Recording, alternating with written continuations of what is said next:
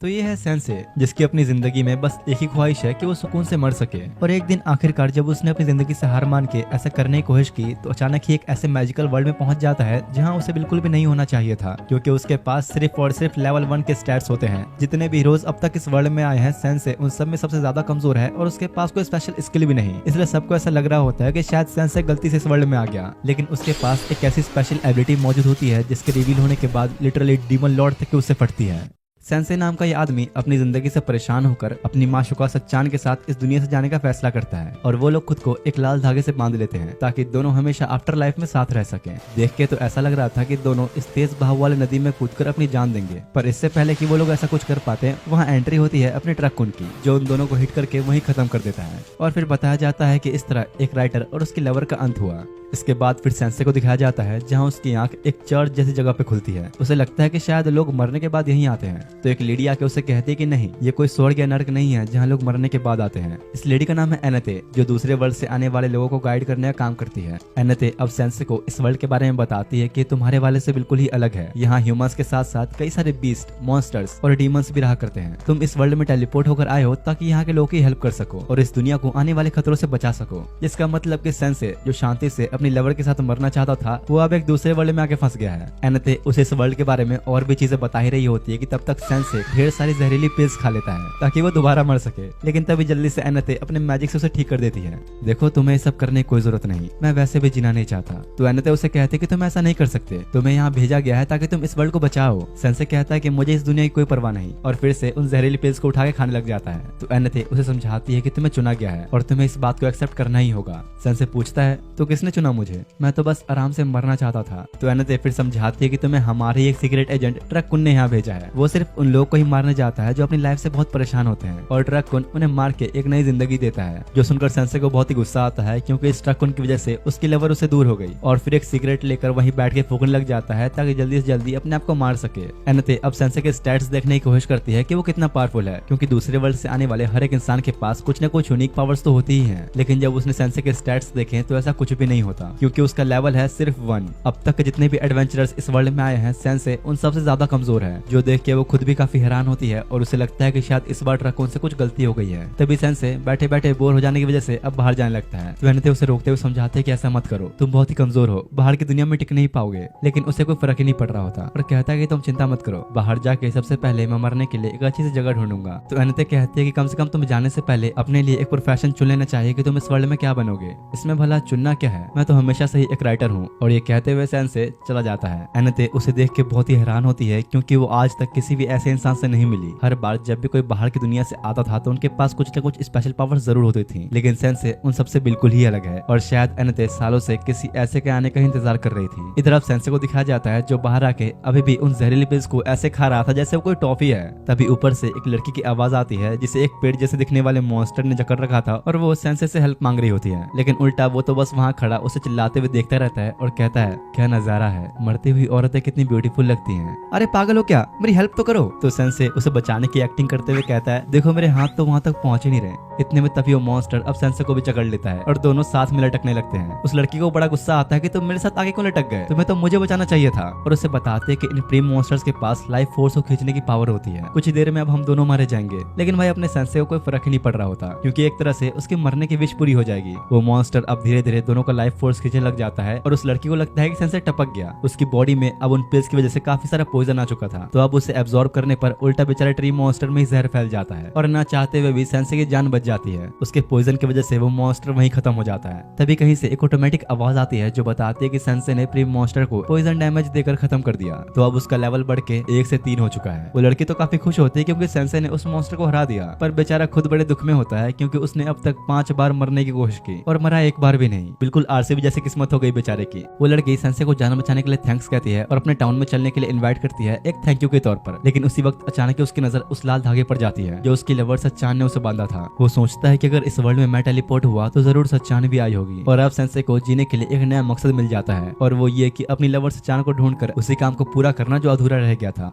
दूसरी तरफ यहाँ चर्च में एनेते गॉड से प्रे करने में लगी होती है कि काश वो दोबारा सेंसे से मिल पाए, पर तभी पीछे से सेंसे वहाँ आ जाता है। एनेते बहुत खुश हो जाती है, लेकिन उसे खुशी भंग करने के लिए साथ में वो लड़की भी आई हुई थी, जो देख के वो सोचती है कि सेंसे ने इतनी जल्दी अपनी गर्लफ्रेंड भी बना ली। तो वो उसे कहता है कि ऐसे कोई बात नहीं, फिलहाल मैं सच्चान नाम की एक लड़की को ढूंढना चाहता हूँ, तो क्या तुम मेरी हेल्प करोगी? एनेते पागल ही हो जाती है कि भाई एक और लड़की, और कितनी लवर्स है इसकी। कुछ देर बाद वो लोग बाहर आते हैं, जहाँ एनेते भी अब सेंसे के सफर पे उसके साथ आ चुकी थी। जैसे ही वो लड़की उसे करीब जाने लगी तो एनेते उसे मारती है कि तुम ऐसे किसी मर्द का हाथ नहीं पकड़ सकती, इतना चिपको मत उससे। जो देख के वो समझ जाती है कि जरूर ये जल रही है, और पूछती है कि क्या तुम सेंसे को पसंद करती हो? तो एनेते शर्माते हुए मना करती है कि नहीं, ऐसी कोई बात नहीं है, मैं साथ में इसलिए आया क्योंकि सेंसे दूसरे वर्ल्ड से आया है और बहुत ही कमजोर है।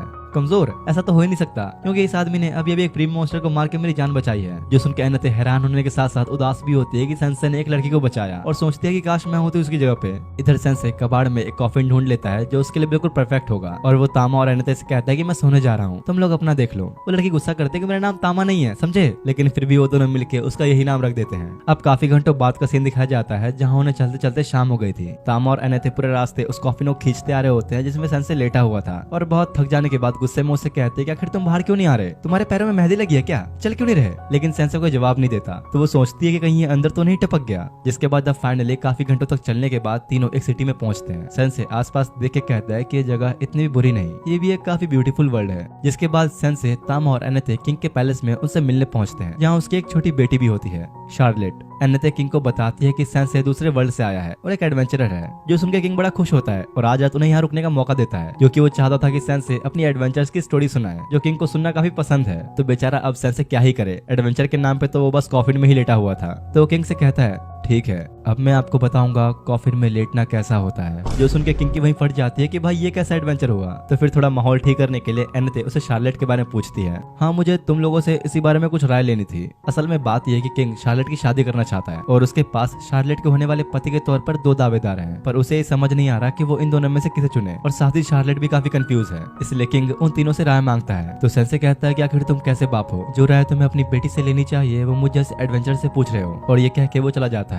तामा और एनेते बहुत डर जाते हैं कि कहीं किंग को बुरा न लग जाए, और सेंसे के बिहेवियर के लिए माफी मांगते हैं। जिसके बाद अब रात के टाइम का सीन दिखाया जाता है, जहाँ पर सब सो रहे होते हैं, पर सेंसे जगा हुआ था। एनेते के पूछने पर वो कहता है कि मैं कभी सुकून से सो नहीं पाता, यही वजह है कि मैं जल्दी से जल्दी शांति से मरना चाहता हूँ। इतने में एनेते की नजर तामा की पूंछ पर जाती है, जो इस वक्त सेंसे की गोद में सो रही है। उसे लगता है कि शायद तामा के इरादे कुछ ठीक नहीं, और दोनों लड़ने लग जाते हैं। तो उनकी चिल्लम चिल्ली से परेशान होकर सेंसे बाहर आ जाता है, जहाँ शार्लेट भी बालकनी में खड़ी रात के नजारे देख रही होती है। तो सेंसे भी उसके पास आता है। रात के अंधेरे में ये नदी कितनी खूबसूरत लग रही है ना, मन तो कर रहा है कि इसे मैं कूदकर अपनी जान दे दूं। सेंसे फिर अब शार्लेट से उस बात पे उसकी राय पूछता है कि वो किससे शादी करना चाहती है, लेकिन वो अभी भी उन दोनों के बीच कंफ्यूज होती है, क्योंकि जहाँ गोमेज एक बहुत ही बहादुर योद्धा है, वहीं ऑटो उसका बचपन का दोस्त है, जिसका म्यूजिक सुन के उसे काफी अच्छा फील होता है। इसलिए वो श्योर नहीं थी कि उसे किसे चुनना चाहिए। देखो, ये अच्छी बात है कि तुम अपने फादर की फिक्र कर रही हो, पर मुझे नहीं लगता कि अपने इस फैसले में तुम्हें दूसरों की सलाह लेनी चाहिए। ये तुम्हारी लाइफ है, और ये बात अब तुम पे डिपेंड करती है कि तुम कैसे जीना चाहती हो। और ये कहते हुए सेंसे चला जाता है। अगली सुबह अब किंग उन तीनों को बुलाता है और बताता है कि शार्लेट ने अपना फैसला कर लिया है कि वो किससे शादी करेगी, तुम लोगों को भी ये देखना चाहिए। जिसके बाद शार्लेट आगे बढ़ती है और सेंसे को अपने हस्बैंड के तौर पर चुनते हुए कहते हैं कि मैं अब इनके साथ ही अपनी जिंदगी बिताना चाहूंगी। भले ही ऑटो उसका बचपन का दोस्त है, पर वो काफी बेवकूफ है और बस गाने बजाने में लगा रहता है। और तो और कल रात भी बैकग्राउंड म्यूजिक वही बजा रहा था।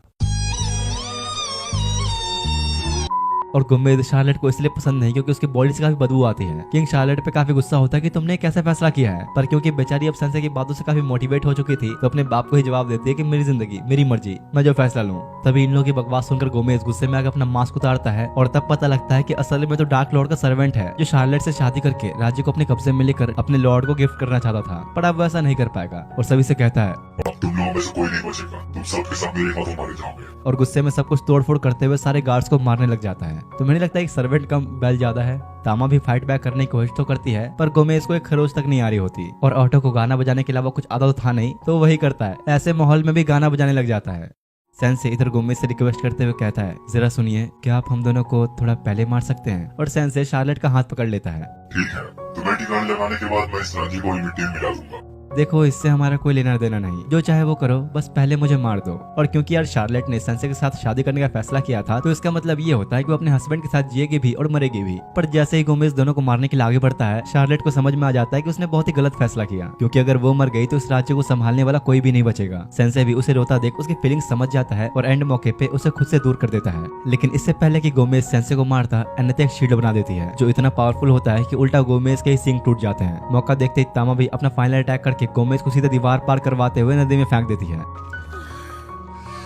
किंग को भी अब अपनी गलतियां समझ में आ चुकी थी, इसलिए अब शार्लेट के लिए कोई नया हस्बैंड ढूंढने के बजाय अपने राज्य की गद्दी उसके हाथों में सौंप देता है और इस तरह शार्लेट एक प्रिंसेस से क्वीन बन जाती है। जिसके बाद एनेते और तामा उस टाउन से बाहर निकलते हैं और फिर से पूरे रास्ते कॉफिन में लेटे हुए सेंसे को खींचते हुए ले जाने लगते हैं। और भाई साहब को भी थोड़े नजारे देखने होते हैं तो वो उठ के बैठ जाता है, पर फिर भी कॉफिन में ही बैठा रहता है। अब काफी देर तक उसे खींचते खींचते वो लोग कुछ पहाड़ों के बीच आ जाते हैं और यहाँ पर ही इन तीनों के लेवल्स को दिखाया जाता है। तामा का लेवल है 15 और साथ में 3 खतरनाक स्किल्स। एनेते का लेवल है 19 और उस पे मेनली हीलिंग मैजिक का स्किल है, लेकिन अपने सेंसे का लेवल है सिर्फ और सिर्फ 3 और स्किल 0, ऊपर से पूरी बॉडी पॉइजन से भरी हुई। फिलहाल अब एनेते डिसाइड करती है कि वो पहले ग्रूम नाम की एक सिटी में जाएंगे जो तामा का होम टाउन भी है, लेकिन वहां जाने से पहले एनेते जोर्डन टेंपल में कुछ टाइम रुकना चाहती थी। ऐसे 4 और भी टेंपल या फिर कह सकते हैं कि चर्च है जहाँ दूसरे वर्ल्ड से आने वाले लोग आया करते हैं। तो तामा उससे पूछती है कि तुमने तो सेंसे के साथ सफर में जाने के चक्कर में अपनी जॉब छोड़ दी, तो क्या तुम्हें वहाँ एंट्री मिलेगी? एनेते कहते हैं कि हाँ चिंता की कोई बात नहीं, मैंने परिचित को भेज के अपना इस्तीफा भिजवा दिया है। लेकिन जैसे ही वो लोग साइड में देखते हैं तो इधर परिचित सेंसे के ऊपर बैठ के उसका खून चूसने में बिजी होता है और एनेते गुस्सा करने पर वो अपने मुंह से उसका रेजिग्नेशन लेटर बाहर निकालता है जो उसने अब तक डिलीवर नहीं किया था। सेंसे को ये अजीब सा दिखने वाला क्रिएचर काफी पसंद आता है और वो उसका नाम मेलोस रख देता है और फिर दोबारा वापस जाके कॉफिन में सो जाता है। अब इससे पहले कि वो लोग आगे बढ़ते हैं, उन पहाड़ियों के ऊपर से एक बड़ा सा ड्रैगन उनके सामने आता है और तभी कोई लड़की उस ड्रैगन से एक सीक्रेट लैंग्वेज में बात करके शांत कर देती है। तामा और एनेते ये देख के हैरान होते हैं कि इसने दुनिया के सबसे ताकतवर ड्रैगन को इतनी आसानी से कैसे काबू कर लिया और पूछते हैं कि आखिर तुम हो कौन?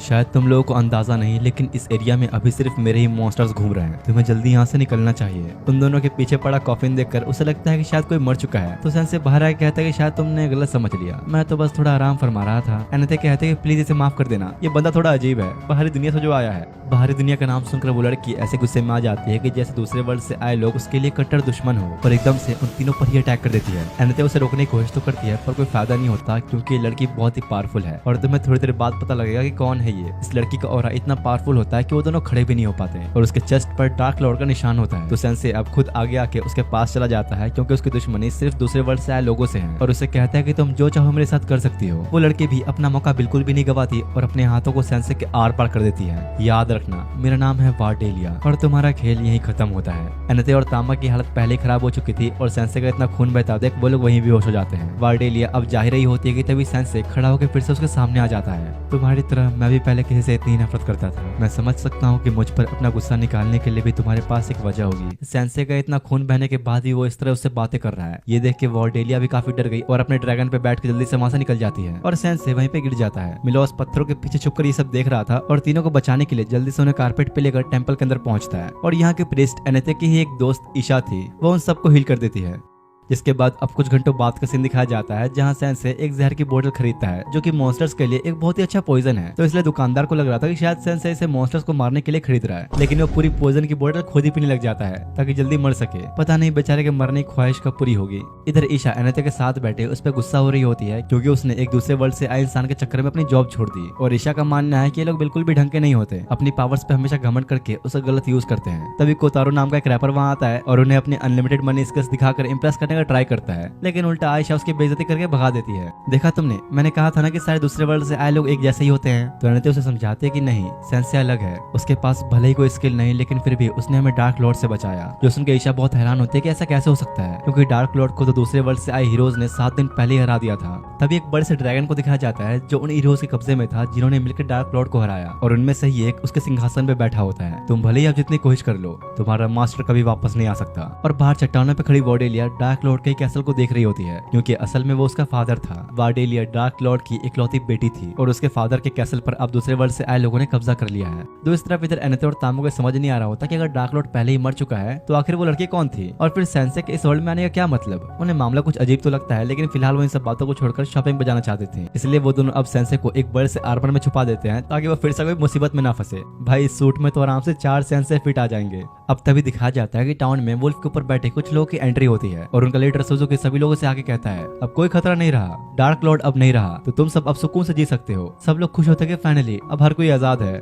तुम लोग खुश तो हो लिए, तो चलो अब काम की बात पे आते हैं। हम दूसरे वर्ल्ड के लोगों ने तुम्हारी दुनिया को बचाने के लिए अपनी जान तक दांव पे लगा दी, तो तुम्हारा भी फर्ज बनता है कि हमारा कर्ज अदा करो। तो इसलिए इस टाउन में अब हम लोगों का राज होगा। और कोतारो अनाउंस करता है कि इस टाउन पर अब लॉर्ड सुजुकी रूल करेंगे। सब लोग काफी हैरान होते हैं कि अब यहाँ क्या हो रहा है। इतने में तभी कोतारो की नजर एनेते और ईशा पर जाती है और सुजुकी को बताता है कि इन दोनों ने मेरी बहुत बेइज्जती की थी। तो सुजुकी को ये बात पसंद नहीं आती कि दूसरे वर्ल्ड से आए हीरो से कोई ऐसी बेइज्जती कैसे कर सकता है, और बदले के तौर पर एनेते के सर पे हाथ रख के उसे अपना पालतू पेट बना लेता है, क्योंकि उसके पास किसी को भी अपना पेट बनाने की स्किल्स हैं। तामा कोतारो पे गुस्सा हो रही होती है कि तुमने एनेते के साथ ये क्या किया, और उसे मारने की कोशिश कर रही होती है कि तभी सुजुकी उसे भी अपना पेट बना लेता है। ईशा सामने आके उसे सब रोकने के लिए कहती है, वरना उसके साथ अच्छा नहीं होगा। तो फिर सुजुकी टाउन के लोगों में अपना डर फैलाने के लिए अपने सारे पालतू मॉन्स्टर्स को हर जगह छोड़ देता है, और देखते ही देखते हर जगह तबाही शुरू हो चुकी थी। लोगों के घर आग में लिपटे हुए थे और हर कोई इधर उधर भागने लगता है। मुझे माफ करना, पर अब मैं तुम्हारे चर्च को अपने कैसल के तौर पर यूज करूंगा। साथ ही तामा भी सुजुकी के वश में थी और सेंसे को देखते ही उसके बॉडी आर्मर पे अटैक करने लग जाती है उसे बाहर निकालने के लिए। लेकिन जैसे ही आर्मर टूटा, हेलमेट जाकर उसे सर पे लगता है और वो वहीं बेहोश हो जाती है। तो सेंसे फिर उसे सेफ रखने के लिए एक डब्बे में बंद कर देता है। थोड़ी देर बाद वो अबीशा के पास आता है, तो वो उसे बताती है कि सुजुकी जब इस वर्ल्ड में आया था तो ऐसा बिल्कुल भी नहीं था, वो काफी ज्यादा कमजोर हुआ करता था। और सेंसे इन बातों को सुन के अपनी एक बुक में लिख लेता है, क्योंकि ऐसे लोगों के बारे में जानने में उसे काफी इंटरेस्ट आता है। और ईशा से कहता है कि मैं चर्च जा रहा हूँ सुजुकी से मिलने। तो फिर ईशा भी उसके साथ में आती है।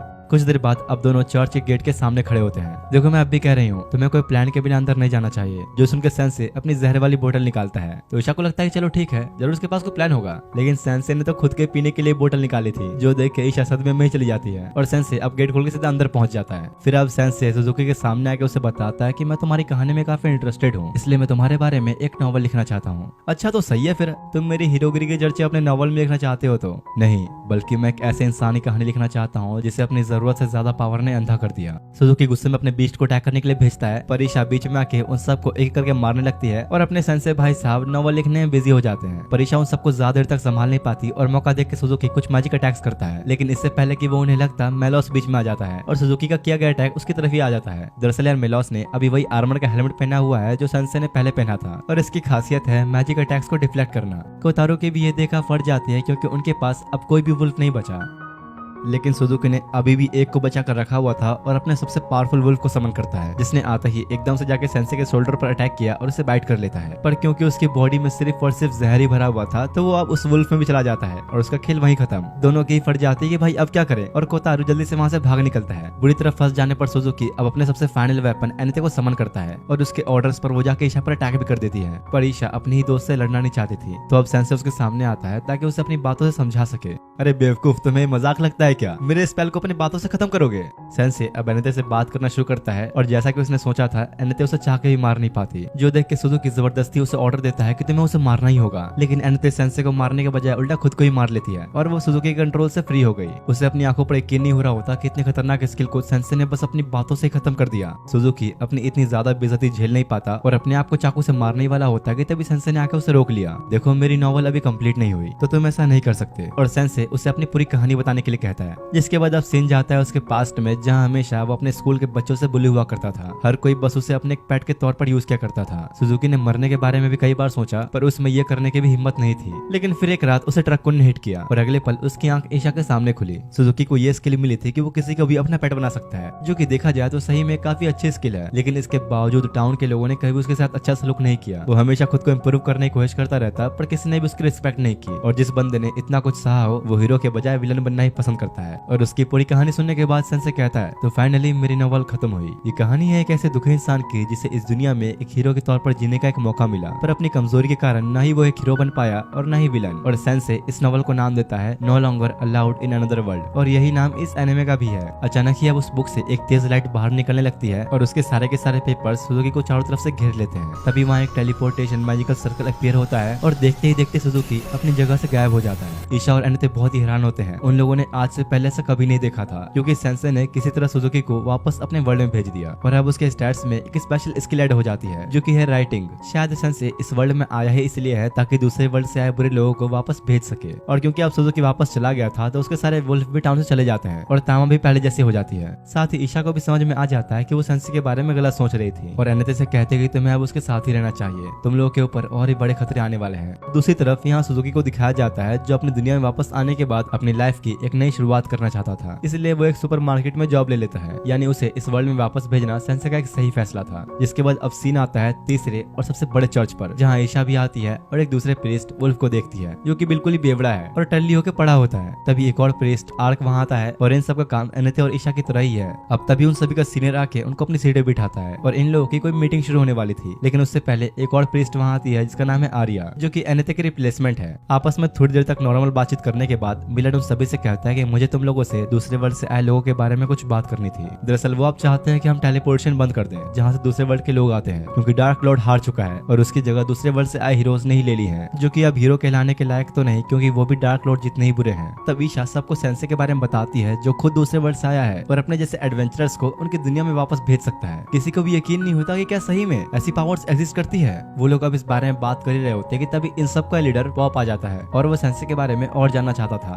क्या पता शायद अब यही उनकी लास्ट होप हो। दूसरी तरफ एनेथे और तामा एक बार फिर से सेंसे को घसीटते घसीटते घंटों तक चलने के बाद एक नए टाउन में पहुंचते हैं। वहीं बैठा एक लड़का नीर उन्हें कहता है कि तुम्हें हेल्प चाहिए तो बताना, मैं पैसों के बदले तुम्हारे लिए एक ताकतवर योद्धा ला सकता हूँ, जो सफर में तुम्हारे काफी काम भी आएगा। तामा को ये आइडिया अच्छा लगता है, क्योंकि फिर उसे कॉफी नहीं खींचना पड़ेगा और एनेथे भी बिना कुछ सोचे समझे 40,000 जरी को नीर को दे देती है, जो कि इस वर्ल्ड की करेंसी है। तो नीर वो पैसे लेकर जाते हुए कहता है कि तुम लोग थोड़ी देर यहीं रुको, मैं उसे लेकर आता हूँ। अब रात बिताने के लिए वो लोग एक जगह पर रुके होते हैं, जहाँ वो नीर का इंतजार कर रहे थे, जो देख के वहाँ के रिसेप्शनिस्ट उन्हें बताती है कि बेटा तुम्हारे साथ तो स्कैम हो चुका है। वो लड़का ऐसे ही सबको लूटता है। एनेथे की तो ये सुन के बिल्कुल हालत ही खराब हो जाती है, क्योंकि उसने 40,000 जरी को जो दे दिए थे। दरअसल यार नीर एक अनाथ लड़का है जो इस तरह स्कैम करके ही अपना गुजारा करता है। उसे समझाने वाला कोई नहीं कि क्या करना सही है और क्या गलत। अब तभी उसी लड़के नीर को दिखाया जाता है, जिसे अचानक कुछ लोग आकर किडनैप करके सारा सामान लूट लेते हैं। नीर को समझ नहीं आता कि ये लोग कौन है, पर उसे ये उम्मीद होती है कि जरूर दूसरे वर्ल्ड से आने वाला कोई हीरो उसे बचाएगा। लेकिन फिर उसे पता लगता है कि जो लोग उसे लूटने आए हैं वो भी दूसरे वर्ल्ड के ही लोग हैं। और अब ताकि नीर उनके बारे में किसी और को न बता दे, वो लोग उसे मारने का फैसला करते हैं। और उनमें से एक बंदा अपने स्पेशल वेपन से अटैक करने ही वाला था कि बीच में सेंसे आके उसकी डायरेक्शन चेंज कर देता है। वो लोग सोचते हैं कि भाई चिलगोजा कौन है और सेंसे को मारने की कोशिश करते हैं। लेकिन अपने सेंसे भाई साहब हर बार की तरह खुद मरने के लिए तैयार हो जाता है और उनसे कहता है कि प्लीज तीर सीधा मेरे दिल पे मारना। उन सबकी ये देख के फट जाती है और जल्दी से भाग जाते हैं। भाई तुम खुद सोचो, तुम्हारे सामने सेंसे जैसा एक बंदा है और कहे तीर सीधा मेरे दिल पे मारना, तो क्या तुम उसे मार दोगे? थोड़ा सा तो मन में डर आएगा ही ये देखे कि बंदा खुद को मारने के लिए कह रहा है। इसके जैसा कैरेक्टर तुम्हें किसी और एनिमे के अंदर मिल ही नहीं सकता। जिसके बाद अब सीधा अगले दिन का सीन दिखाया जाता है, जहाँ एनेथे और तामा को बिल्कुल भी पता नहीं है कि कल रात नीर के साथ क्या हुआ, और सेंसे भी उन्हें रात में कहीं मिल नहीं रहा था। तो एनेथे को लगता है कि सेंसे कहीं दूसरी लड़कियों से मिलने तो नहीं गया था और बहुत गुस्सा करती है। इतने में अब पीछे से नीर आता है। तामा उस पर चिल्लाते हुए कहते कि तुमने स्कैम क्यों किया हमारे साथ, पैसे दो हमारे। तो वो कहता है कि नहीं, मैंने झूठ नहीं बोला, तुम्हें अपनी मदद के लिए एक बहादुर योद्धा चाहिए था, तो लो अब मैं तुम्हारे साथ सफर पे चलूंगा। और इस तरह नीर सेंसे की पार्टी ज्वाइन कर लेता है। अब अगले दिन का सीन दिखाया जाता है, जहाँ काफी देर तक चलने के बाद तामा नीर के हाथों में रस्सी दे देती है और उससे ही कॉफिन को खिंचवाती है। और वो खींचने की बात तो दूर, कॉफिन को मुश्किल से हिला पा रहा होता है। घंटों तक सफर करने के बाद उन्हें दूर से तामा का होम टाउन नजर आता है। लेकिन जैसे ही चारों वहाँ पहुंचते हैं, उससे पहले ही कुछ सैनिक सबको घेर लेते हैं और उनको ले जाके जेल में बंद कर दिया जाता है। लेकिन सिर्फ तामा को छोड़कर, क्योंकि वो लोग उसे अपने साथ ले गए थे। इसलिए नीर को ऐसा लग रहा होता है कि जरूर तामा कोई भागी हुई चोर है, तभी तो उन लोगों ने उसे पकड़ लिया। अब उन्हें यहाँ से बाहर निकलना था, तो नीर अपनी हाथ की सफाई से कुछ सेकंड्स में ही लॉक खोल देता है। एनेथे कहती है, अरे वाह, हमने सोचा नहीं था कि हमारे पास इतना शातिर चोर भी है। लेकिन इनके लॉक खोलने का भी कोई फायदा नहीं होता, क्योंकि सैनिकों ने इन्हें फिर से पकड़ लिया। तीनों को अब किंग साइबेरियन के पास लाया जाता है, जहाँ वो उन्हें बताता है कि तुम लोग यहाँ इसलिए लाए गए हो क्योंकि तुमने मेरी बेटी को किडनैप किया था और अब तुम लोगों को मौत की सजा दी जाएगी। जो सुन के सेंसे को छोड़ के बाकी दोनों के डर के मारे फट जाती है। तभी तामा प्रिंसेस की ड्रेस में वहाँ आती है, जिसका रियल नेम है मटिल्डा। वो अपने फादर को सारी बातें समझाती है कि तीनों मेरे दोस्त हैं और मैं इन सबके साथ एक सफर पर निकली थी। तो किंग उसकी बातों को समझते हुए तीनों को छोड़ने के लिए मान जाता है, लेकिन सिर्फ एक शर्त पे, और वो ये कि तामा अब से एक प्रिंसेस की तरह ही अपने टाउन में रहेगी और उसे भी अपने फादर की शर्त माननी पड़ती है। मुझे माफ कर देना, मैं अब तुम लोगों के साथ नहीं आ सकती। जिसके बाद अब रात में तीनों वहाँ के एक रेस्टोरेंट में बैठकर खाना खा रहे होते हैं कि तभी एक वेट्रेस आके उनसे पूछती है कि क्या सही में आप लोग राजकुमारी मटिल्डा के दोस्त हो। दरअसल इस लेडी का नाम है फोमे, जो कि पहले प्रिंसेस मटिल्डा के लिए यानी कि तामा के लिए काम किया करती थी। सेंसे को ये सब जानने के बाद तामा की कहानी में बड़ा इंटरेस्ट आ रहा होता है, क्योंकि पहली बार जब वो उसे मिला था तो एक मॉन्स्टर के हाथों मार जाने वाली थी, और अब पता लगता है कि वो तक प्रिंसेस है जो अपने फादर की वजह से अपने ही टाउन में कैद है। सेंसे उस वेट्रेस से कहता है कि मुझे तामा के बारे में हर वो चीज बताओ जो तुम जानती हो। दूसरी तरफ तामा पैलेस में अपने कमरे में बैठी होती है कि तभी बाहर उसे कोई खड़ा दिखता है, और इस बंदे का नाम है काइबारा। उसके आते ही अचानक किंग अपने सैनिकों के साथ वहाँ आता है और उससे पूछता है कि आखिर तुम हो कौन और यहाँ क्यों आए हो। कायबारा अब किंग की गद्दी पे बैठ के खुद को इंट्रोड्यूस करते हुए बताता है कि मैं उन दूसरे वर्ल्ड से आए 7 लोगों में से एक हूँ जिन्होंने डार्क लॉर्ड को हराया और मुझे लोग प्यार से फॉलन एंजल ऑफ ग्लूटोनी भी कहते हैं। असल में कायबारा यहाँ इस किंगडम को अपने कंट्रोल में लेने आया है और साथ में एक डेमी ह्यूमन को भी खाना चाहता है और डेमी ह्यूमन से उसका मतलब है प्रिंसेस मडेल्डा यानी तामा। किंग अपने सैनिकों को उसे मारने भेजता है लेकिन कायबारा पलक झपकते ही अपनी स्किल से उस सबको एक बार में ही खा लेता है। न चाहते हुए भी किंग अब खुद उससे लड़ने आता है और अपना एक powerful attack cat palm use करता है, लेकिन इसके बावजूद कायबारा ऐसे खड़ा था जैसे उसे कोई फर्क ही नहीं पड़ा। उसके पेट के ऊपर शील्ड जैसी कोई लेयर आ चुकी थी। किंग अब बहुत गुस्से में आ जाता है और कायबारा को पकड़ने के बजाय उसे जान से मारने का डिसाइड करता है और अपना सबसे पावरफुल अटैक बनाते हुए उसकी तरफ बढ़ता है। तूने मेरे ही पैलेस में आके मेरे लोगों को मारा, अब तो भीख भी मांग ले तो भी जिंदा नहीं बचने वाला। कायबारा भी तैयार होता है और इससे पहले कि दोनों में से कोई एक अटैक करता तामा वहां आ जाती है। वो कायबारा से लड़ने में अपने फादर की हेल्प करना चाहती थी पर किंग उसे मना करते हुए कहता है कि दूर रहो, तुम लियोन की जगह कभी नहीं ले सकती। दूसरी तरफ वही लेडी फाओमी सबको बता रही होती है कि तामा का काफी पहले एक ट्विन ब्रदर भी हुआ करता था जिसका नाम था लियोन, लेकिन 10 साल पहले एक तेज तूफानी रात में प्रिंस लियोन और उनकी मदर दोनों ही चल बसे, जिसके बाद से किंग बहुत दुख और दर्द में रहने लगे। तो तामा ने अपने फादर के खातिर गद्दी को संभालने के लिए अपने बाल कटवा लिए ताकि वो मार्शल आर्ट सीख के अपने फादर की नजर में एक काबिल योद्धा बने, लेकिन किंग ने कभी भी तामा के ऊपर अपना विश्वास नहीं रखा। अब वापस सीन प्रेजेंट में किंग और कायबारा की फाइट में आता है जहाँ किंग अभी भी तामा को फाइट से दूर रहने के लिए कह रहा होता है, लेकिन वो फिर भी नहीं मानती और खुद को साबित करने के लिए कायबारा के ऊपर अटैक करने के लिए चली जाती है। और उसी वक्त कायबारा अपनी स्किल का यूज करते हुए तामा को खाने ही वाला होता है कि तभी किंग बीच में आके उसे साइड करके बचा लेता है, लेकिन इस चक्कर में उसने अपना खुद का एक हाथ गवा दिया जो कायबारा खा लेता है। माफ करना प्रिंसेस, मैं तो तुम्हें टेस्ट करने वाला था पर तुम्हारा बाप बीच में आ गया। तामा ये देख के खुद पे कंट्रोल नहीं कर पाती और उस पर अटैक करने को दौड़ती है, पर तभी कैसल का एक शाही गार्ड ब्रियाड आके जल्दी से उसे लेके वहां से निकल जाता है। वो तामा को एनेते और बाकियों के पास लाके बताता है कि एक दूसरे वर्ल्ड से आए इंसान ने अचानक से पैलेस पे आकर अटैक कर दिया है और फिलहाल किंग अभी उसके कब्जे में है। दूसरी तरफ कायबारा किंग को लेकर राज्य की जनता के सामने आके ये ऐलान करता है कि अब से मैं तुम्हारा किंग हूँ और मुझे खाने में हर रोज यहाँ की औरतें चाहिए। अगर किसी ने फालतू की आवाज उठाने की कोशिश की तो वो भी नहीं बचेगा। लेकिन फिर भी ये सुनने के बावजूद उनमें से एक आदमी हीरो बनने की कोशिश करता है और उसके खिलाफ आवाज उठाता है तो कायबारा सबके सामने उसे एक झटके में खा जाता है। हर तरफ अब भगदड़ मच जाती है और लोग डर के मारे इधर उधर भागने लगते हैं, पर अब इसका भी कोई फायदा नहीं क्योंकि कायबारा के मॉन्स्टर्स ने हर तरफ से उन्हें घेरे लिया होता है। तभी इधर तामा को भी होश आ जाता है और जल्दी से अपने फादर को बचाने के लिए जाने लगती है, लेकिन ब्रियाड उसे रोक लेता है क्योंकि तामा अकेले जीत नहीं सकती। एनेते उसे समझाती है कि तुम्हारा भाई लियोन और क्वीन के जाने के बाद तुम इस राज्य की आखिरी उम्मीद हो, तुम्हें यहीं रहना चाहिए। जिसके बाद सेन से नीर और एनेते को लेकर कायबारा के पहरेदारों के पास पहुंच जाता है और उन्हें कहता है कि मेरी एक ख्वाहिश है, मैं चाहता हूँ कि किंग कायबारा मुझे खा ले, इससे मुझे बहुत खुशी मिलेगी। वो दोनों मॉन्स्टर्स भी खुद से उनके शौक हो जाते हैं कि भाई इसने फीवी रखी है क्या, खुद को ही खाने के लिए परोस रहा है। जिसके बाद फिर अब इन तीनों को वेटिंग रूम में भेज दिया जाता है जब तक कि किंग कायबारा के ऑर्डर्स ना आ जाए। दूसरी तरफ यहाँ ब्रियाड जब तामा के लिए खाना लेकर आता है तो उसे पता लगता है कि वो तो भाग चुकी है। इधर पैलेस में बैठे कायबारा को काफी भूख लग चुकी थी और सोच रहा होता है कि अब कौन सा डेमी ह्यूमन खाया जाए। उसे अपने गार्ड से सेंसे के बारे में पता लगता है जो खुद आज कायबारा खाना बनना चाहता है। अब इससे पहले कि वो अपने गार्ड्स को कुछ ऑर्डर दे पाता तामा आके उन दोनों को वहीं खत्म कर देती है। किंग उसे दूर रहने के लिए कहता है, लेकिन तामा अपनी जिद पे अड़ चुकी थी कि वो खुद को साबित करके रहेगी। तामा बार बार कायबारा के ऊपर अटैक्स करने की कोशिश करती है, लेकिन उसकी पावर के सामने वो जरा भी नहीं टिक पाती। और यहाँ पता लगता है कि असल में कायबारा जिसकी भी बॉडी खाता है उसकी पावर्स ले लेता है, और क्योंकि उसने किंग का हाथ खाया था तो उसकी पावर्स भी वो इजीली यूज कर सकता है। दूसरी तरफ अपना सेंसे जेल में बैठे बैठे बोर हो गया था तो बाहर निकल के पैलेस में घूमने लगता है और टहलते टहलते क्वीन के रूम में पहुंच जाता है। थोड़ी देर तक ताका झाकी करते हुए उसकी नजर एक ड्रॉर पर जाती है और ये खोलने के लिए अपने नीर भाई साहब तो है ही, तो वो उससे ही खुलवाता है और उस ड्रॉर के अंदर एक काफी पुरानी नोटबुक पड़ी होती है। इधर कायबारा किंग की पावर यूज करते हुए तामा के ऊपर एक के बाद एक अटैक करता जाता है और बस कुछ मिनटों में ही उसे बुरी तरह इंजर्ड कर देता है। काश तूने अपने बाप की बात मान ली होती, क्योंकि तेरे मार्शल आर्ट्स तो बिल्कुल यूजलेस हैं। तभी तामा को अपने भाई लियोन के बारे में याद आता है जहाँ वो जंगल में आके हमेशा मार्शल आर्ट्स की प्रैक्टिस किया करता था ताकि एक दिन इस राज्य को संभालने के काबिल बन सके और अपने फादर जितना स्ट्रॉन्ग हो जाए। तामा ये सब बात याद करते हुए एक बार फिर से खड़ी हो जाती है, जो देख कायबारा की एक्साइटमेंट भी और बढ़ जाती है तामा को खाने के लिए, और उसके ये हार न मानने वाले जुनून से इंप्रेस होकर अपने पास्ट के बारे में बताता है जहाँ वो हमेशा से ही एक रिच फैमिली से बिलोंग करता था। उसके पास रोज खाने के लिए ढेर सारी चीजें होती थी, भले ही वो दुनिया की कोई भी डिश हो। लेकिन धीरे धीरे कायबारा कोई नॉर्मल सा खाना बोरिंग लगने लगा, इसलिए वो कुछ नया टेस्ट करने के लिए अपनी मेड को ही मार देता है ताकि उसे खा सके, लेकिन वो ऐसा कर नहीं पाता। और एक दिन जब वो रोड पर चलते हुए बेवजह गुस्से में एक बंदे को मारने लग जाता है तो ट्रक कुन अचानक ही उसे वहाँ हेलो कहने आ गया, और इस तरह कायबारा पहुंचा इस वर्ल्ड में। अब वो चाहे तो अपनी पसंद की हर एक चीज खा सकता है। अपनी पूरी कहानी बताने के बाद कायबारा तामा को खाने के लिए आगे बढ़ ही रहा होता है कि फाइनली सेंसे आ जाता है। आखिरकार भाई साहब आ ही गए और सेंसे उससे कहता है कि भाई तेरी कहानी तो बड़ी घटिया है, ऐसे कहानी सुन के मेरे कानों से खून आ गए। काइबारा को समझ नहीं आता कि अब ये बंदा कहाँ से टपक पड़ा और खाने की कोशिश करता है, लेकिन खा नहीं पाता क्योंकि उसके अंदर के इंस्टिंक्ट इतने डिप्रेस्ड इंसान को खाने से मना कर रहे थे। इतने में पीछे से एनेते और नीरी भी आ जाते हैं और काइबारा को धमकाते हैं कि अगर तुम नहीं रुके तो सेंसे तुम्हें अपने वर्ल्ड में वापस भेज देगा। लेकिन अपना सेंसे तो भाई सेंसे है और कहता है कि नहीं, मैं ऐसी घटिया कहानी पर अपनी नॉवल वेस्ट नहीं करने वाला।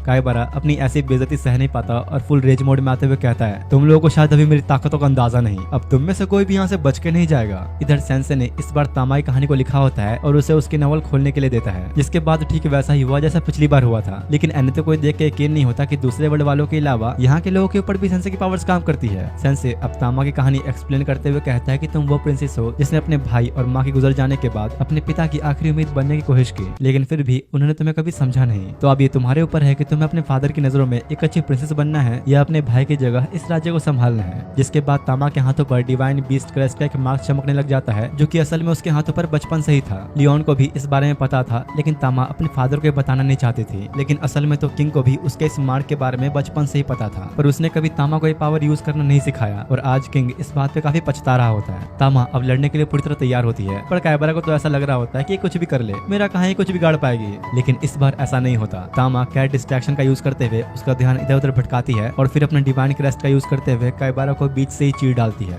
और इसी के साथ काइबारा वहीं मारा जाता है। साथ ही अब तामा के हाथों के ऊपर का भी वो मार्क गायब हो चुका था और वो वहीं बेहोश हो जाती है। इधर सेंसे किंग के पास आके क्वीन के रूम से ली गई नोटबुक को उसे वापस कर देता है, तो किंग उससे पूछता है कि आखिर तुम क्वीन के रूम में बिना परमिशन के गए ही क्यों? हाँ, मैंने गलती की और मैं अपने इस गुस्ताखी पर खुशी खुशी फांसी चढ़ने के लिए तैयार हूँ। तो किंग कहता है कि नहीं, मैं ऐसा कुछ नहीं करूंगा। तभी बिरियाड वहां आके किंग को बताता है कि प्रिंसेस मैटिल्डा की पावर्स अब जा चुकी हैं, लेकिन जो पावर उन्होंने यूज की वो अभी भी इनकम्प्लीट थी। मतलब कि तामा ने इन पावर्स को अभी अपने फुल पोटेंशियल पे यूज ही नहीं किया। यह हो सकता है कि शायद वो ऐसा कर नहीं पा रही। वो लोग इस बारे में बात ही कर रहे होते हैं कि अचानक तभी काइबारा दोबारा जिंदा हो जाता है। उसे ये बात खुद समझ नहीं आती कि ये कैसे हुआ, पर तब उसे याद आता है कि डार्क लॉर्ड के हार जाने के बाद उसने उसके बॉडी पार्ट्स खा लिए थे और अब उसके अंदर डार्क लॉर्ड वाली ही पावर आ चुकी है, जिससे उसने खुद को रिवाइव कर लिया। काइबारा बहुत ही खुश हो जाता है कि अब तो उसे कोई नहीं मार सकता और बिल्कुल ही एक डीमन बन जाता है। लेकिन इससे पहले कि वो कुछ कर पाता, अचानक पीछे से डार्क लॉर्ड की बेटी वाडेलिया आकर उसका सर धड़ से अलग कर देती है। वो यहाँ काइबारा की खोज में आई थी, लेकिन सर अलग हो जाने के बावजूद भी वो हंस रहा होता है और उससे कहता है कि तेरे बाप का शरीर तो बड़ा टेस्टी था, मैंने तो उसे बुरी तरह मारा। तो गुस्से में आके वाडेलिया काइबारा को अब हमेशा हमेशा के लिए खत्म कर देती है। सेंसे आके पूछता है कि क्या आप तुम खुश हो अपने फादर के हत्यारों में से एक को मार के? लेकिन क्योंकि वाडेलिया दूसरे वर्ड से आए लोगों से नफरत करती थी, तो सेंसे को भी धमका के चली जाती है कि अगर तुमने मेरे करीब आने की कोशिश की तो तुम भी मेरे हाथों मारे जाओगे। सेंसे को उसकी कहानी में भी काफी इंटरेस्ट आता है और उस पर भी एक नॉवल लिखने के बारे में सोचता है। जिसके बाद अगली सुबह जब वो लोग उस जगह से जा रहे होते हैं तो तामा वहां नहीं आती, क्योंकि अब वो यहीं रहकर इस राज्य को संभालने का अपना फर्ज अदा करना चाहती थी। तो किंग तामा के पास आके उसे कहता है, तुम मेरे लिए अपनी इस लाइफ को बर्बाद मत करो, इस राज्य को संभालना मेरा काम है। वो लोग अभी भी ज्यादा दूर नहीं गए होंगे। जो सुन तामा बड़ी खुश हो गई और जल्दी से उन तीनों को ढूंढने के लिए निकल जाती है। इधर नीर बेचारा अकेले सेंसे को खींचते हुए ले जा रहा होता है, लेकिन उसकी स्पीड बहुत स्लो थी। तो सेंसे बाहर निकल के उसे रोकते हुए कहता है, क्या हुआ, तुम्हारे पैरों में मेहंदी लगी है क्या? ऐसे कछुओं की चाल में क्यों चल रहे हो? जो सुनकर नीर को बहुत गुस्सा आता है कि साले खुद तो कॉफी में बैठ के आराम कर रहा है और ऊपर से हमें सुना भी रहा है। इतने में पीछे से उन्हें ढूंढते हुए तामा वहां आ जाती है और एक बार फिर से वो चारों सफर में साथ होते हैं।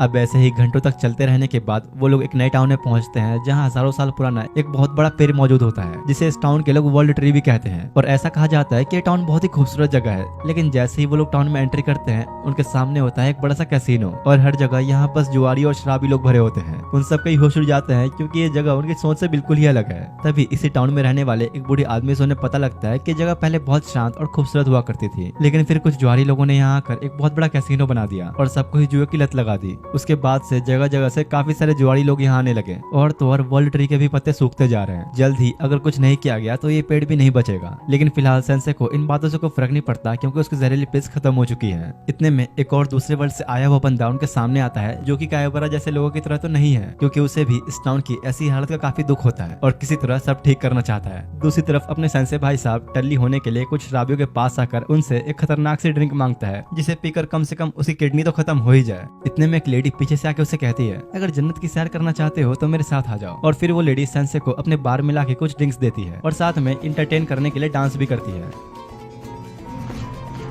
इधर एनेते ने तो सेंसे की याद में आंसुओं का समुद्र बहा दिया होता है। तभी वही लेडी नशे में डूबे हुए सेंसे को उनके पास लेकर आती है और इसे छोड़ के चली जाती है। वो बूढ़ा आदमी बताता है कि इस लेडी के हाव भाव ठीक नहीं, क्योंकि वो हमेशा इसी तरह लोगों को टल्ली करके उन्हें अपने वश में कर लेती है। सालों पहले जब कसिनो के मालिक ने कसिनो बनाया था तो उसने उसके ठीक बगल में ही अपना एक बार खोल लिया था। जिसके बाद अब अगले दिन का सीन दिखाया जाता है, जहाँ सुबह होते ही सेंसे चुपचाप उस लेडी के बार की तरफ निकल जाता है। एनेते रोकने की कोशिश करती है तो यामादा कहता है कि अब कोई फायदा नहीं, वो पूरी तरह उस लेडी के वश में है। अब इधर सेंसे उसके बार में आ गया होता है और यहाँ पता लगता है कि इस लेडी का नाम है एशचे। सेंसे उसे रात को इतने पिलाने के लिए थैंक्स कहता है और पूछता है कि क्या तुम्हारे पास कोई ऐसी ड्रिंक है जिसे पीकर मैं सीधा जन्नत पहुंच जाऊं। तब बातों बातों में एशचे सेंसे को वर्ल्ड ट्री के बारे में बताते हुए कहती है कि यहाँ के लोगों का ऐसा मानना है कि वर्ल्ड ट्री के अंदर एक स्पिरिट मौजूद है जिसने अब तक उस पेड़ को बचाए रखा है। और एशचे की बात का मतलब क्या है तुम्हें थोड़ी देर में समझ में आ जाएगा। तभी कसिनो का मालिक अपने कुछ पंटरों के साथ एशचे के बारे में आता है और वो लोग अपने बिजनेस के बारे में बात करने लगते हैं कि कैसे यहाँ के लोगों में और ज्यादा जुए और नशे की लत लगाई जाए। तो एशचे फिर उसे अपने डील के बारे में याद दिलाते हुए कहती है कि तुमने तो कहा था कि तुम ऐसा कुछ नहीं करोगे। और इन लोगों की बातों से ये पता लगता है कि एशचे ने टाउन के लोगों को कसिनो से दूर रखने के लिए कसिनो के बॉस को काफी मोटे पैसे खिलाए हैं, लेकिन अब उसका लालच और बढ़ चुका है और वो कस्टमर्स के जरिए अपना प्रॉफिट बनाना चाहता था। वो अपने चमचे साबू को टाउन के लोगों को कसिनो लेकर आने के लिए कहता है और एशचे उसे रोकने की कोशिश करती है, नहीं तो ये टाउन पूरी तरह बर्बाद हो जाएगा। लेकिन जैसे ही उन लोगों ने बाहर आकर देखा तो उन्हें पता लगता है कि कसिनो को तो यामादा डिस्ट्रॉय कर चुका है। वो लोग अब लड़ने के लिए जाते हैं, लेकिन यामादा इस लेवल पर होता है कि बिना ज्यादा एफर्ट लगाए सबको पेल देता है, जो देख कसिनो के मालिक और उसके चमचों की फट जाती है और फाइनली वो लोग इस टाउन को छोड़ के भाग जाते हैं। सब लोग काफी खुश होते हैं कि इतने सालों से चल रही आ रही प्रॉब्लम को यामादा ने बस एक दिन में ही सॉल्व कर दिया। एशचे उसे थैंक्स कहती है टाउन के लोगों की हेल्प करने के लिए, लेकिन यामादा के साथ साथ वो सब लोग भी अब भी ऐसा सोच रहे होते हैं कि एशचे कसिनो के मालिक के साथ मिली हुई थी और उसकी काफी बुराई करने लगते हैं। तो सेंसे आके उन्हें कहता है, तुम साले अंधभक्त, एक ने जो कह दिया उस पर विश्वास कर लिया। अगर एशचे यहाँ ना होती तो तुम सब उस कसिनो में कहीं टल्ले होकर पड़े होते। यामादा को ये जानने के बाद काफी बुरा लगता है, क्योंकि थोड़ी देर पहले वो भी एशचे की बुराई कर रहा था। लेकिन सेंसे के बताने के बाद भी यामादा के अलावा किसी को भी एशचे पे भरोसा नहीं होता, तो इसलिए आखिर में उसे सबके कहने पर टाउन छोड़ के जाना ही पड़ता है। वो बुढ़ा आदमी यामादा से थैंक्स कहता है और एक रिक्वेस्ट करते हुए कहता है, क्या तुम वर्ल्ड ट्री के नीचे बैठे उन पियक्कड़ लोगों को वहां से हटा सकते हो, क्योंकि वो लोग उस पेड़ के पत्तों को बेचकर बहुत ज्यादा प्रॉफिट कमा रहे हैं। तब यामादा को समझ में आता है कि असल में तो इस टाउन के लोग खुद वर्ल्ड ट्री के पत्तों को बेचकर पैसा कमाना चाहते हैं। उसने अब तक ये सब किया था उस पेड़ को बचाने के लिए, पर यहाँ के लोग तो फिर से वही सब चीजें शुरू करना चाहते हैं जिससे वर्ल्ड ट्री बर्बाद हो रहा है। एक भिखारी को सोने का लोटा ही पकड़ा दो, लेकिन फिर भी वो भीख ही मांगेगा। वही हाल है इस टाउन के लोगों के साथ। इधर अब सेंसे की पार्टी इस टाउन से जाने के लिए निकलने लगती है, लेकिन तभी नीर की नजर वर्ल्ड ट्री पर जाती है जिसके पत्ते अब झड़ रहे थे और उनके देखते ही देखते कुछ मिनट्स के अंदर पूरा वर्ल्ड ट्री सूख जाता है और सारे पत्ते टूट जाते हैं और बुड्ढे का तो मुंह खुला खुला रह जाता है। तभी सेंसे के सामने वर्ल्ड ट्री स्प्लिट आती है, जो कि और कोई नहीं बल्कि एशचे थी। उसकी नजर में बस सेंसे ही था जिसने उसे समझने की कोशिश की, इसलिए वो जाने से पहले उसे थैंक्स कहते हुए एक बहुत ही अनमोल गिफ्ट देती है और वो गिफ्ट है सेंसे की जहरीली पिल्स का अनलिमिटेड सप्लाई। अब तो शायद बेचारे के मरने की ख्वाहिश पूरी हो ही जाएगी।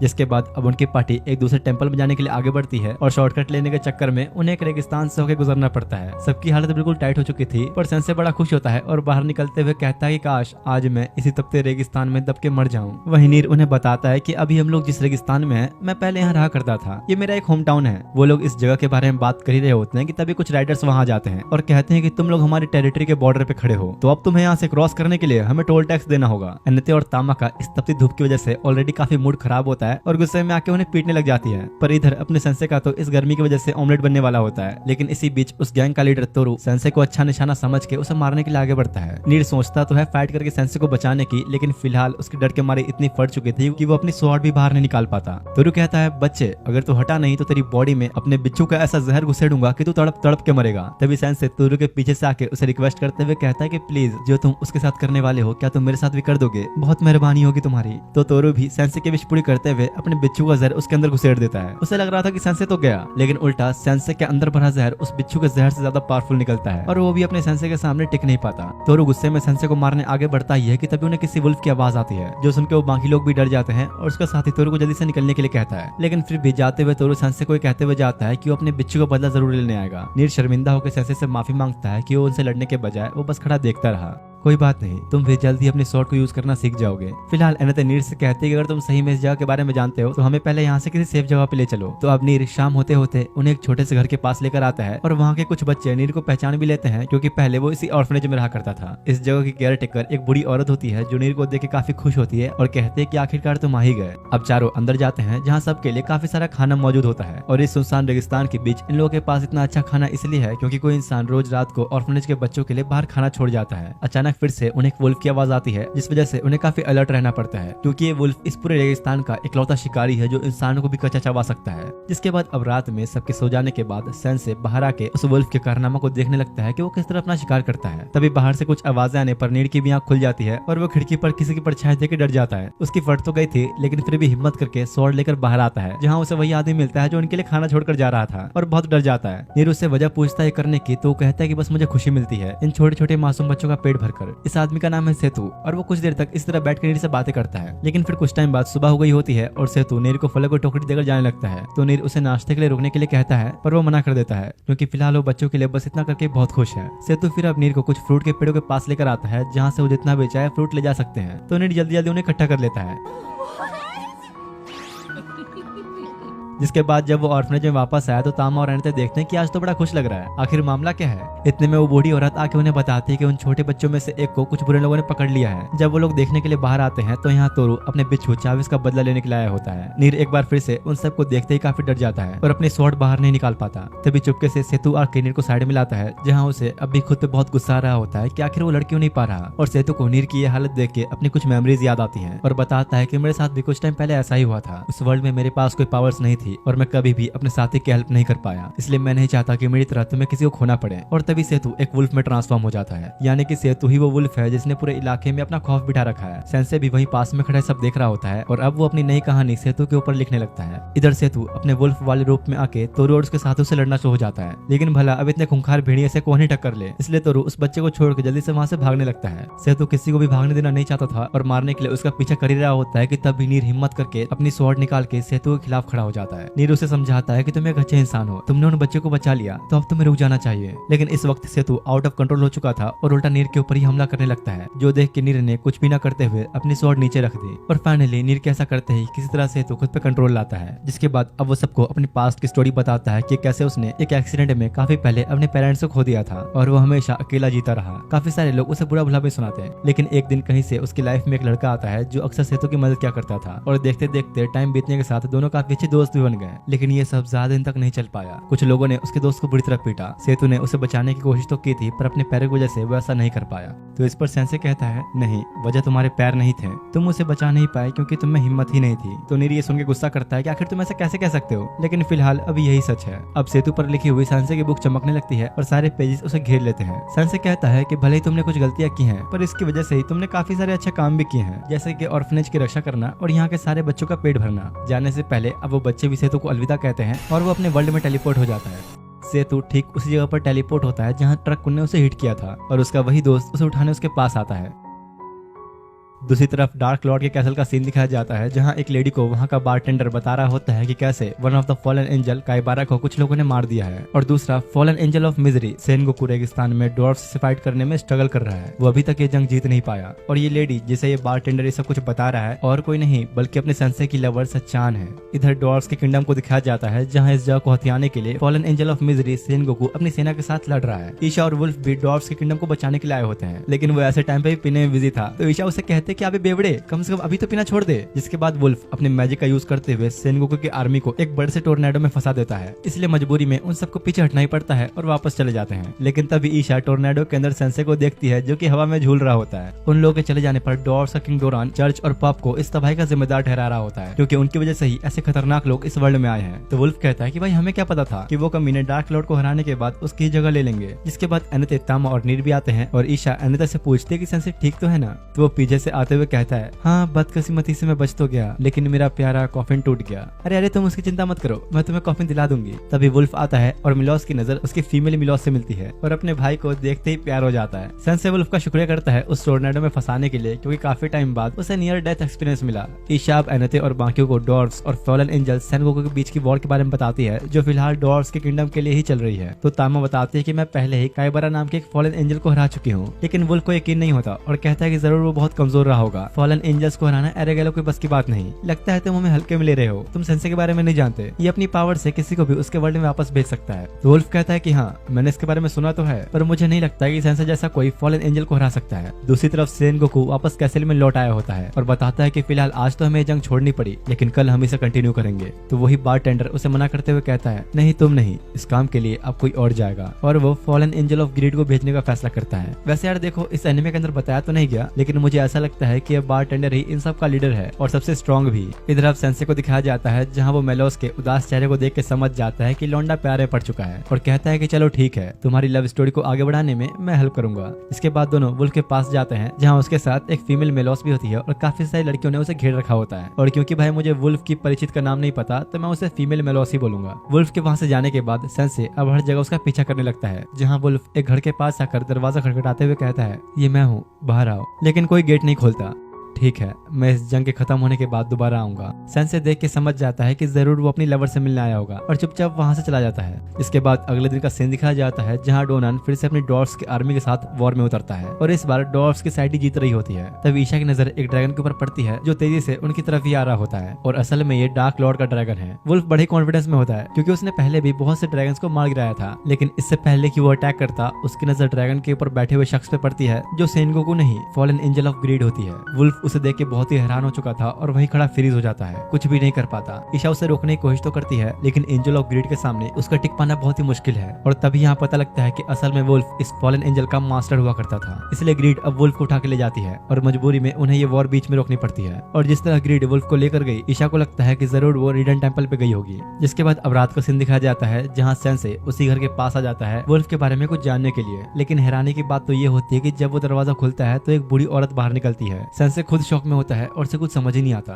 इधर fallen angel of greed wolf को रिडन टेंपल पे लेकर आई होती है और यहाँ वुल्फ उसे यूरिको नाम से बुलाता है। दूसरी तरफ ईशा अब सबको यूरिको के बारे में बता रही होती है कि कैसे पहले यूरिको वुल्फ की एक स्टूडेंट हुआ करती थी। वो हमेशा उसे ट्रेन किया करता था, लेकिन कुछ टाइम बाद किसी वजह से वुल्फ ने उसे ट्रेनिंग देनी बंद कर दी और तब से ही उसे पीने की लत भी लग गई। फिलहाल अभी इन सब के लिए सबसे इंपॉर्टेंट काम है वुल्फ को बचाना। तो ईशा डोरान से हेल्प मांगती है, पर वो भी अभी कुछ नहीं कर सकता क्योंकि उसके पास बहुत ही कम सोल्जर्स बचे हैं। तामा कहते हैं कि चिंता मत करो, सेंसे के साथ मिलकर हम लोग उसे संभाल लेंगे। इतने में सेंसे भी आ जाता है और उसकी गोद में वही बूढ़ी औरत होती है। बेचारी एनते तो ये देख के जल के राख हो जाती है। दरअसल यार सेंसे इस बूढ़ी औरत को किसी वजह से यहाँ लाया है और वो वजह क्या है ये तो मैं आगे पता लगेगा। अब अगली सुबह होते ही उनकी पूरी पलटन वुल्फ को बचाने के मिशन के लिए तैयार हो जाती है, लेकिन सेंसे ने डोनान से एक चीज की रिक्वेस्ट करी हुई थी और उसके बारे में पूछता है। तो डोनान कहता है कि जो तुमने मांगा वो बहुत ही अलग चीज है, इसलिए उसे बनने में थोड़ा टाइम लगेगा। इतने में तोरू एकदम से उनके सामने आता है और हाथ जोड़ते हुए कहता है कि अगर नीर बॉस ना होते तो मैं तो कब का टपक चुका होता, और ये देखो अब मैं उस ऑर्फनेज के बच्चों का टेक केयर करता हूँ। दरअसल तोरू यहाँ नीर का एहसान चुकाने के लिए उनकी हेल्प करने के लिए आया हुआ था और अपनी स्किल से टाइगर को एक वैन में कन्वर्ट कर देता है, जिसके बाद सबको अंदर बिठाता है। लेकिन जैसे ही सेंसे अंदर जाने लगा तो वो उसे लात मारते हुए कहता है कि साले तू कहाँ आ रहा है, तूने मेरे चाबीस को मारा और मैं तुझे अपनी वैन में बिठाऊंगा।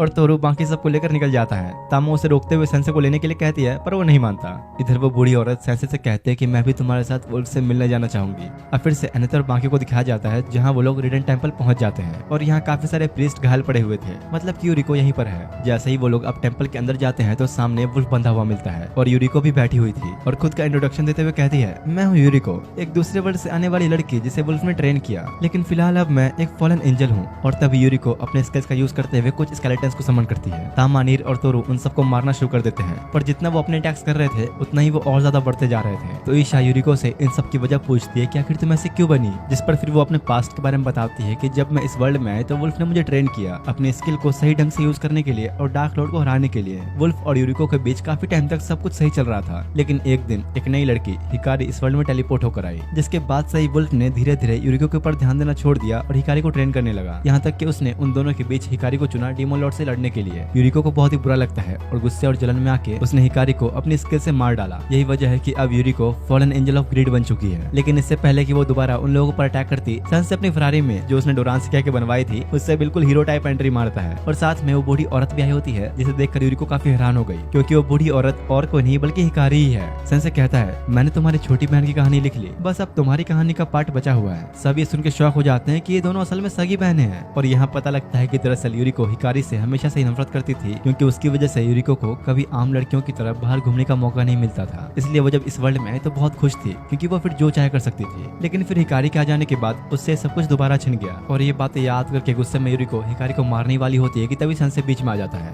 देखो मुझे मेरी नॉवल पूरी करनी है, तो अब तुम अपनी कहानी बताओ। लेकिन यूरिको को इस तरह सेंसे का बीच में आना अच्छा नहीं लगता और उसे मारने की कोशिश करती है, पर उसे बचाने के चक्कर में वुल्फ आके यूरिको का अटैक अपने ऊपर ले लेता है, जिस वजह से उसका आधा शरीर बूढ़ा होने लग जाता है। लेकिन सेंसे रुकने वाला नहीं था और वुल्फ को दूर रहने के लिए कहकर यूरिको के पास जाने लगता है, जहाँ वो उसे इंजर्ड भी कर देती है। देखो मैं एक राइटर हूँ, तुम चाहो तो मुझसे अपनी सारी फीलिंग्स शेयर कर सकती हो। तो आखिर में फाइनली यूरिको मान ही जाती है। वो अपनी कहानी बताना शुरू करती है और हमें उसके पास का सीन दिखाया जाता है, जहाँ ये पता लगता है कि हिकारी अक्सर काफी बीमार रहा करती थी और अपने फादर के घर पे न होने पर यूरिको को ही उसकी देखभाल करनी होती थी। लेकिन फिर भी उसका फादर हिकारी को ही ज्यादा मानता था, जो चीज उसे अंदर ही अंदर काफी बुरी भी लगती है। यूरिको अक्सर लड़कियों को स्कूल जाते हुए देखती थी, तो उसे भी काफी मन करता है बाहर जाने का। इसलिए वो एक दिन चुपके से स्कूल की ड्रेस पहनकर बाहर घूमने आ गई और थोड़ी देर तक वक्त बिताने के बाद जब वो वापस घर आई तो उसका फादर उस पर काफी गुस्सा होता है और उसे एक थप्पड़ मारता है, क्योंकि हिकारी की हालत कुछ टाइम के लिए बहुत खराब हो गई थी। और यूरिको गुस्से में घर से भाग के बाहर आ जाती है, जहाँ उसे ट्रक ने हिट कर दिया और इस तरह वो इस वर्ल्ड में आई। लेकिन यहाँ आने के बाद भी उसने अपनी बहन को दर्द ही दिया, जो सोचकर उसे पछतावा हो रहा होता है कि उसने अपनी बहन के साथ ही क्या किया।